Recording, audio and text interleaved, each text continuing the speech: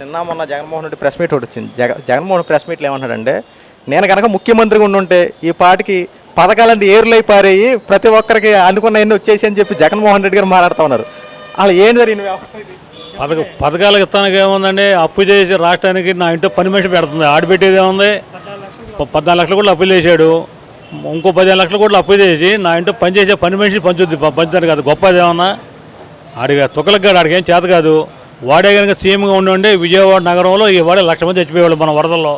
అది నిజం. అది మొత్తం ఆయన ధ్వంసం అయిపోయాయి. వాడు ఓడిపోవడం వల్ల కనీసం ఆంధ్ర రాష్ట్రం శుభ్రంగా ప్రశాంతంగా ఉంది ఇవాళ. అది వాడు అసలు అసలు భూమి మీదే అనర్హుడాడు. వాడు ప్రజానాయకుడికే కాదు, అసలు భూమి మీద ఉంటే అనర్హుడాడు జగన్ అనేవాడు. అది అది అది సంగతి. విజయవాడ వరదలు వచ్చే మొన్నటి వరకు ఈ వరదల్లో 74 సంవత్సరాల నుండి చంద్రబాబు నాయుడు గారు మోకాలు నీతిలో వెళ్ళి అనేక మందిని కాపాడి సహాయక చర్యలు చేసి వారికి కావాల్సిన ప్రతి అవసరం తీర్చారు. అంతేకాకుండా ప్రతి ఒక్కరికి 25,000 ఆర్థిక సహాయాన్ని అందించారు. ఇది ఎలా చూడ సార్? అందిస్తే చంద్రబాబు కాబట్టి చేయగలుగుతున్నాడు. అదే జగన్ అయితే వాడు వల్ల ఏది కాదు. జగన్ అయితే కనుక ఇంట్లో కూర్చున్నవాడు, చేతులు 2 కట్టుకుని కుర్చీలో కూర్చున్నవాడు, వాడు చుట్టూ ఆఫీసులు కూర్చునేవాళ్ళు, ఈ మొత్తం విజయవాడ మొత్తం మునిగిపోయేది. జనం అంతా అలగలైపోయేవాళ్ళు. ఏం ఉండేది కాదు, రాష్ట్రం మిగిలేదు కాదు. ఇంకేమి ఇంతకన్నా చెప్పాల్సిందే లేదు. ఇంకా ఏమయ్యా జగన్మోహన్ రెడ్డి, నువ్వు ముఖ్యమంత్రిగా ఉంటే పథకాలు ఏర్లై పారేవా? నిజమే, ఆ పథకాలు నిజంగా ఏర్లై పారే తప్ప అవి ప్రజల చేతిలోకి వచ్చే కాదు.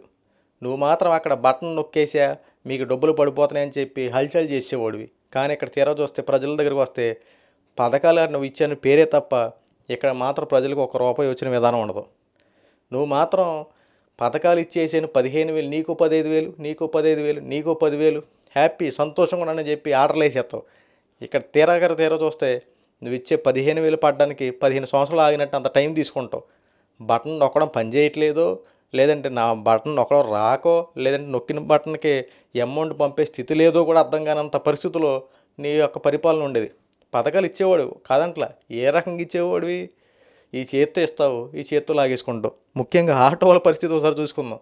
ఆటో వాళ్ళకి 10,000 ఇస్తావు, వెంటనే తెల్లారగానే 1వ తారీఖు వస్తుంది. వచ్చినప్పుడు ఏం చేస్తావు? ట్రాఫిక్ రూల్స్, ఆటోలు ఆపేస్తావు. ఆటోలు ఆపితే ఏం జరుగుద్ది? దానికి అది లేదు, ఇది లేదు అని చెప్పి ఫైన్ కట్టు, అది కట్టు, ఇది కట్టు అని చెప్పి అలా గుంజేస్తావు. 15,000 అమ్మఒడి అంటావు, ల్యాప్టాప్లు అంటావు, తర్వాత మెయింటెనెన్స్ ఛార్జెస్ అంటావు, పిల్లలకి ఏదో మొత్తానికి అది అని చెప్పి 2,000, 3,000 కట్ చేస్తావు. అది కూడా ప్రతి సంవత్సరం ఏటా పడతాయి అంటావు, అది ప్రతి నెల అంటావు. అలా సరిగ్గా క్లారిఫికేషన్ ఉండదు. 3 నెలలు అన్నావు అనుకో, ఫర్ ఎగ్జాంపుల్ 1 నెల వేస్తావు, 2 నెలలు ఆపేస్తావు. అలా ఉంటుంది నీ పని. ఇంకొక విషయం చూసుకుంటే రైతు భరోసా అంటావు, రైతు భరోసాకి డబ్బులు అని చెప్తావు. ఆ రైతు సమయానికి అవసరం వచ్చినప్పుడు దాంట్లో డబ్బులు పడవు.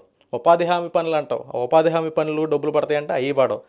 ఎక్కడ చూసుకున్నా ఇస్తాను చేస్తానని పేరే తప్ప ఇచ్చిన దాఖలాలు ఏమైనా ఉన్నాయా? అవి కూడా పడేవి కూడా ఆరాకొరాగా ప్రజలందరికీ తెలుసు. అందుకే కదా నువ్వు బటన్ నొక్కేసా, డబ్బులు వేసేసా, వచ్చేసినాయి అన్నట్టుగానే నువ్వు ఎంత ప్రజలు ఓపిక పట్టారో కరెక్ట్గా ఎలక్షన్ టైంలో కూడా బటన్ నొక్కేసాం జగన్మోహన్ రెడ్డి వచ్చేస్తాడు, మళ్ళీ జగన్ అన్నది అధికారం అన్నట్టు ప్రజలు కూడా నిన్ను నమ్మించి కరెక్ట్గా ఏం చేశారు? కూటమి ప్రభుత్వాన్ని గెలిపించుకున్నాం. ఇంకొక విషయం, అధికారంలో ఉన్నది నువ్వా లేకపోతే చంద్రబాబు గారు? అప్పట్లో మాట్లాడితే ఈవీఎంలు ట్యాంపరింగ్ చేశారు, అందుకే గెలిచేశారు. లేదంటే గెలవాల్సిన స్థానాలు కూడా ఓడిపోవడం ఏంటి, మాకెంత దారుణంగా ఓడిపోవడం, కేవలం 11 సీట్లు రావడం ఏంటన్నట్టు జగన్మోహన్ రెడ్డి మాట్లాడుతున్నావు కదా. అదే గతంలో టీడీపీకి 22 సీట్లు వచ్చినప్పుడు, నీకు అన్ని సీట్లు వచ్చినప్పుడు అప్పుడు ట్యాంపరింగ్ అని మేము మాట్లాడలేమా? అప్పుడు ట్యాంపరింగ్లు కదా మాట్లాడుతున్నాను, కొద్దిగా ఉండాలి కదా. అంటే నువ్వు గెలిస్తేనేంటో అధికారం, యువతలు గెలిస్తేనేంటో ట్యాంపరింగ్లు. కంపారిజన్ బాగా ఆలోచించుకో. మన బైబిల్లోనే ఉంటుంది. మనం ఆలోచించుకుంటే ప్రతిదీ మనం ఏ పని చేస్తాం అదే అవుతుంది. మనం ఏ పంట విత్తుతామో ఆ పంటనే కోస్తామంటూ చక్కగా బైబిల్లో ఉన్నటువంటి మాట నీకు తెలుసు. నువ్వు పంట ఏదైతే వేస్తావో అదే పంట కోస్తావు. అంతేగాని వరి పంట వేసి నువ్వు యాపిల్ కాయలు కాసేయాలంటే కాయవు కదా. ఆలోచించుకోవాలి. నువ్వేంటో పథకాలు ఇచ్చేసాను, ప్రజలందరూ నాగే ఉన్నారు, అండగా ఉన్నారు, వాలంటీర్లు ఉన్నారు, వాలంటీర్ల సహాయంతో ఓట్లు మొత్తం పిండేసుకోవచ్చు, దండేసుకోవచ్చు అని చెప్పి చాలా ఆలోచించు. ఆఖరికి నీ వాలంటీర్లే నిన్ను దెబ్బ కొట్టారు. ఎందుకంటే ఎలక్షన్ టైంలో నువ్వు వాలంటీర్లు చేసినటువంటి దారుణమైన మోసం ఏంటి తెలుసా? వాళ్ళతో రాజీనామా చేయించడం. ఉద్యోగాలు ఖచ్చితంగా మీకు ఇచ్చేస్తాము, రాజీనామా చేసేయండి, మన ప్రభుత్వం వస్తుందని చెప్పి వాళ్ళు నమ్మించేసి వాళ్ళతో మొత్తం రాజీనామా చేసి వాళ్ళకి ఇస్తానన్న 5,000 కూడా రానివ్వకుండా చేసావు. చంద్రబాబు గారు అప్పటికే చెప్పారు, ఖచ్చితంగా కూటమి ప్రభుత్వం అధికారంలోకి వస్తే మీకు 10,000 రూపాయల శాలరీ ఇస్తాం, దయచేసి వాలంటీర్లు జగన్మోహన్ రెడ్డికి తొత్తుల్లా పనిచేయకుండా ప్రజల కోసం పనిచేయండి, నమ్మకంగా ఉండండి అని చెప్పి 10 సార్లు చెప్పిన వాలంటీర్లు నువ్వు భయపెట్టి అనేక మందిని రాజీనామా చేయించావు. ఇది నువ్వు చేసిన పనులు కదా. ఇంకొకటి, ఎలక్షన్లో గెలవడం కోసం నువ్వు ఎన్నో రకాలుగా ప్రయత్నాలు చేసావు, కానీ ఎక్కడా వర్కౌట్ అవ్వాల. ప్రజల తీర్పు అంతిమ తీర్పు కాబట్టి ప్రజా తీర్పును ప్రతి ఒక్కరూ గౌరవించాలి. చంద్రబాబు గారు ప్రజల పట్ల వ్యవహరించి చేశారు. అన్నా మాట ప్రకారంగానే ఈ రోజున ఏం చేశారు, గెలిచిన వెంటనే డిఎస్సి మీద సంతకం పెడతానని పెట్టారు.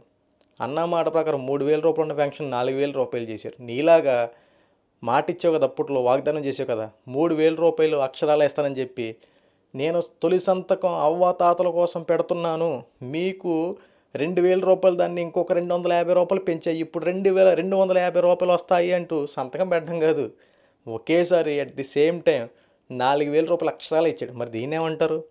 ఆలోచించుకో జగన్మోహన్ రెడ్డి. వాస్తవాలు ప్రజలందరికీ తెలుసు. నువ్వు అన్నంత మాత్రాన, నువ్వు చేసినంత మాత్రాన నిజాలు అబద్ధాలు నిజాలు అయిపోయావు. ఇప్పుడంటే మైకుల దగ్గరికి వచ్చి మాట్లాడుతున్నావు. ఇప్పుడు తిరుమల తిరుపతి దేవస్థానం సంబంధించిన లడ్డూ విషయాన్ని కూడా నువ్వు టాపిక్ డైవర్ట్ చేయడం కోసం మాట్లాడే చర్యలు ఇవన్నీ. ఎందుకంటే కావాలని కూటమి ప్రభుత్వం గెలిచిన తర్వాత పథకాలు అవలంబించలేక, ఆ సూపర్ 6 పథకాలు చేయలేక టాపిక్ని డైవర్ట్ చేసి లడ్డూ విషయాన్ని తెర మీదకి తెచ్చి ఈ మొత్తం ప్రజలందరినీ ఈ లడ్డూ విషయానికి టాపిక్ డైవర్ట్ చేసింది జగన్మోహన్ రెడ్డిని కావాలని ఇరికించాలని చెప్పి ప్రయత్నాలు చేస్తున్నారని చెప్పి నువ్వు మాట్లాడుతున్నావు. నీకు సంబంధించినటువంటి ప్రతి ఒక్కరూ దీని గురించే మాట్లాడుతున్నారు. అంటే నిన్ను ఇరికించడం కోసం ఈ రోజున కూటమి ప్రభుత్వం పనిచేస్తుంది అని నువ్వు అంటున్నావు. మరి ప్రజలేంటి అయ్యా? జగన్మోహన్ రెడ్డి గారు వరదల్లో చిక్కుకుపోతే ప్రజలందరూ మోకాలు లోతు నీళ్ళలో వెళ్ళినటువంటి చంద్రబాబు నాయుడు గారు అలుపెరగని పోరాటం చేసి ప్రజలందరిని కాపాడి ఇంత దారుణంగా రక్షించి వాళ్ళకి ఆర్థిక సహాయం 25,000 ఇచ్చి చేసినందుకు దేవుళ్ళ కొలుస్తున్నారు కదయ్యా. మరి ఇదేందుకు నీకు ఆ కాన్ రాట్లా? అన్నా క్యాంటీన్ల గురించి కూడా చూద్దాం. నీ ప్రభుత్వం అన్నా క్యాంటీన్లు మొత్తం తీసేసావు, పేదవాడిని నోటికాడ కూళ్ళు లాగేసావు. ఇప్పుడు మళ్ళీ చంద్రబాబు గారు అన్నా క్యాంటీన్లు ఏర్పాటు చేశారు. మరి ఇప్పుడు ఎందుకు నువ్వు మాట్లాడలేకపోతున్నావు? మరి అదే పేదవాళ్ళు ఈ రోజున కడుపు నిండా అన్నం తింటూ చల్లగా ఉండాలి చంద్రబాబు గారు, మళ్ళీ మా నోటికి కూడందించావు అంటూ చంద్రబాబుని పొగుడుతుంటే ఇది నీకు అర్థం కావట్లేదా? అంటే నీ కళ్ళ కనపడేది ఏంటంటే మంచి పేరు వచ్చేసింది అనుకో, అదిగో జగన్మోహన్ రెడ్డిగా నేను ఉన్నప్పుడు నన్ను పొగడలేదు, ఇప్పుడు చంద్రబాబును పొగుడుతున్నారు అంటూ కుళ్ళు పెట్టుకొని శవరాజకీయాలు చేసుకుంటూ నువ్వేం చేస్తున్నావు తెలుసా?